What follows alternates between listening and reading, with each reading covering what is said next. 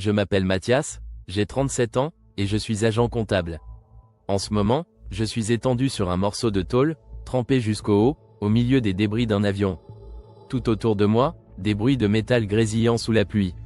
Mon épaule gauche me fait souffrir terriblement, comme si un poignard y était planté. Mon pantalon est en lambeaux, mes genoux écorchés. Sans mes lunettes, tout est flou. Je cligne des yeux pour essayer de discerner quelque chose, mais rien n'y fait.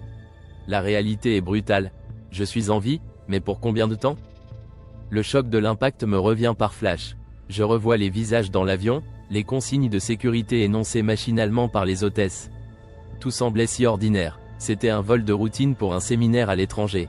J'étais parti léger, avec une simple valise cabine. L'image de ma femme, Clarisse, et de notre fils, Maxime, s'impose dans mon esprit.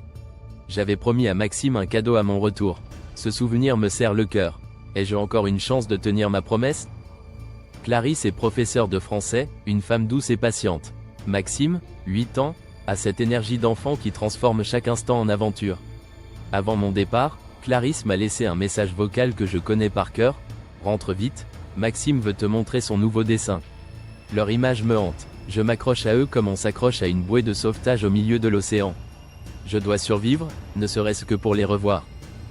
La douleur dans mon épaule est insupportable. Je tente de bouger mon bras gauche, mais chaque mouvement m'arrache un cri. Mon estomac est vide, ma gorge desséchée. Je n'ai aucune idée de l'heure ou du temps qui passe. Autour de moi, des morceaux de fuselage sont éparpillés comme les pièces d'un puzzle macabre. Non loin, des flammes dansent, illuminant la pluie. L'air est saturé d'odeurs de carburant et de chair brûlée. C'est un cauchemar réveillé. Je suis partagé entre un sentiment de gratitude d'être vivant et une peur viscérale. La panique menace de m'envahir, mais je m'accroche à une idée simple, rester lucide. À travers le chaos, une seule pensée me guide, tenir bon, pour eux. Je ne peux pas mourir ici, pas maintenant. Je refuse de les abandonner. Un cri perce le bruit de la pluie. Je tourne la tête, épuisé, et distingue une silhouette qui bouge à quelques mètres. Je rampe, ignorant la douleur. C'est un homme, Jean, une cinquantaine d'années, le visage couvert de sang. Sa jambe droite est tordue dans un angle anormal. À travers des gémissements, il m'indique d'autres survivants, quelque part plus loin. Nous échangeons un regard à la fois plein de peur et de détermination. Je me souviens des histoires de mon père, ancien pompier. Il me disait souvent, quand tout semble perdu, trouve une chose, une seule, que tu peux faire. Concentre-toi dessus. Il m'avait appris à faire des bandages improvisés et à garder mon calme en situation de crise. Ces souvenirs me donnent la force de ne pas céder à la panique. Je prends une décision. Rester immobile ici serait une condamnation à mort. Je dis à Jean de ne pas bouger, que je vais chercher des ressources et voir si d'autres survivants ont besoin d'aide. Il acquiesce faiblement. Chaque pas que je fais est une lutte contre la douleur, mais je sais que l'inaction est pire. Avec les moyens du bord, je déchire un bout de ma chemise pour fabriquer un bandage sommaire autour de mon épaule. Je trouve un morceau de métal que j'utilise comme canne de fortune. Chaque mouvement est un supplice, mais je dois avancer. Les flammes qui s'élèvent de l'épave me rappellent que le temps presse. En fouillant parmi les débris, je tombe sur une femme recroquevillée, Salomé. Elle tient un sac contre elle comme si sa vie en dépendait. Quand j'essaie de lui parler, elle reste muette, le regard vide. Je comprends qu'elle est en état de choc. Malgré tout, je perçois qu'elle protège quelque chose de précieux dans ce sac. Cela m'intrigue, mais ce n'est pas le moment d'insister. Nous devons bouger. Alors que je progresse dans les débris, un bruit m'alerte. Je me retourne juste à temps pour voir un réservoir du Boeing se vider en carburant près des flammes. Le feu s'approche dangereusement. Je cours autant que ma blessure me le permet, mais une explosion retentit. L'onde de choc me projette au sol. Mon visage heurte le sable humide, mes oreilles bourdonnent. Tout tourne autour de moi, et je peine à me relever. La peur s'installe, si les explosions continuent, personne ne survivra ici. En fouillant parmi les morceaux de fuselage, j'aperçois des documents éparpillés près du cockpit. Je ramasse un dossier partiellement calciné. Les mots « matière biologique »,« haute dangerosité » attirent mon attention. Le contenu laisse entendre que le vol transportait des échantillons pour des recherches sensibles. Une phrase me glace le sang, « risque pandémique en cas de bris de confinement ». Je comprends que le danger va bien au-delà du crash lui-même. Mon souffle s'accélère. Et si ces échantillons étaient déjà dispersés?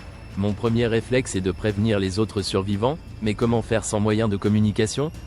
Je regarde mes mains, me demandant si je suis déjà contaminé. La panique monte. Je serre les poings, il faut que je garde mon calme. Les survivants comptent sur moi, même s'ils ne le savent pas encore. Je retourne vers Jean et Salomé, le cœur lourd de ce que j'ai découvert.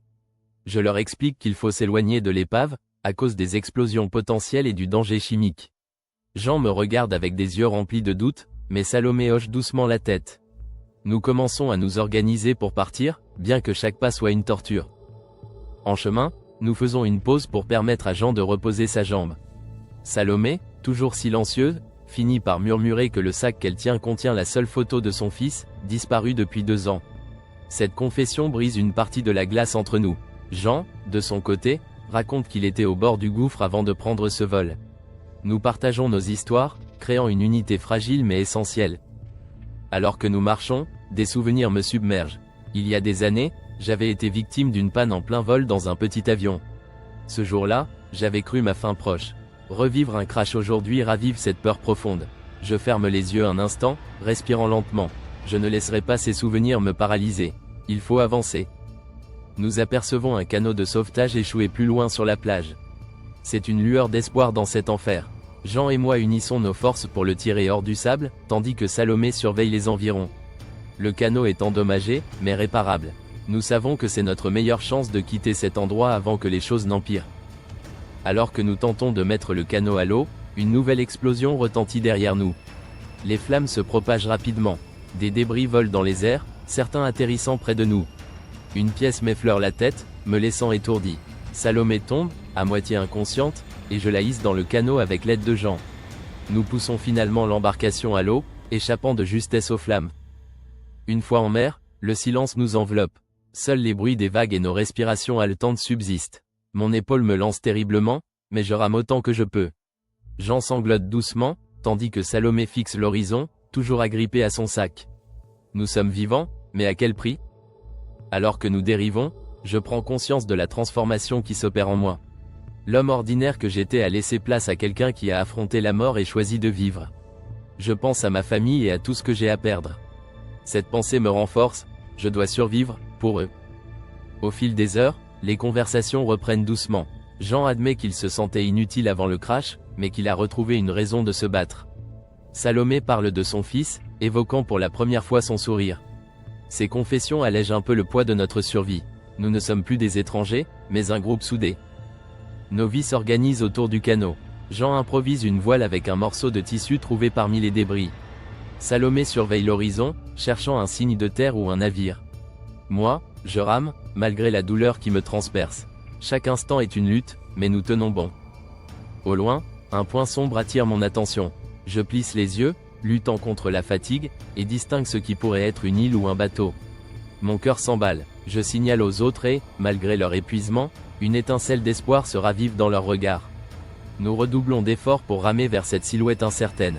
Chaque mouvement dans l'eau semble une éternité, mais nous sommes portés par l'espoir que tout cela pourrait bientôt prendre fin.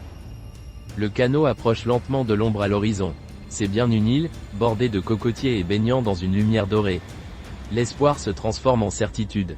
Je m'effondre presque, les bras endoloris, mais un sourire naît sur mon visage. Nous touchons enfin terre. Jean, Salomé et moi nous entraînons pour sortir du canot. La plage, bien que sauvage, représente la vie, la sécurité. J'écris sur un morceau de papier retrouvé dans ma poche, j'ai survécu. Mais c'est ici que l'histoire continue. Nous nous asseyons en silence, les yeux rivés vers l'horizon, portés par la conviction que le pire est derrière nous.